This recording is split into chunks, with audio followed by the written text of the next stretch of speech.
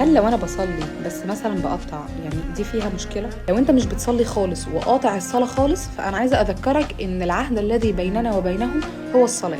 يعني ايه؟ يعني العهد بينك وبين اي حد مش مسلم هو الصلاه. بالناس بقى اللي هي بتصلي بس بتقطع، مش منتظمه، يعني خلينا متفقين ان الصلاه اعظم من القتل والزنا والسرقه واي حاجه ممكن تتخيلها كبيره في الدنيا دي.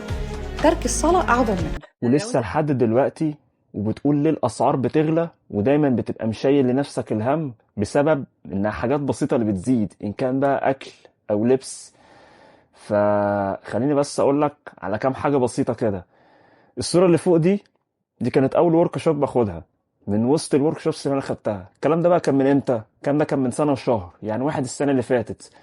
اللي هو إن أنا حسيته إن الوقت ده أكنه امبارح. لا استنى بقى، بص كده للصورة دي كانت آخر بطولة لعبتها، كانت نفس الشهر ده من حوالي سنتين.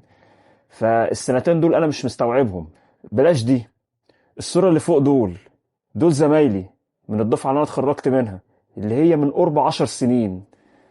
فالعشر سنين دول أنا مش مستوعب الرقم أصلا. لو جيت أنت حسبتها، دول بالنسبة لربنا هم ولا حاجة حرفيا. وبعد الفيديو ده والكلام اللي أنا قلته، أنا ما افتكرتش غير الآية دي: اقترب للناس حسابهم وهم في غفلة معرضون. فاعمل لآخرتك، يعني حرفيا قبل دنيتك، لأن فعلا الدنيا قصيرة قوي. في ناس بتموت وعمرها قصير.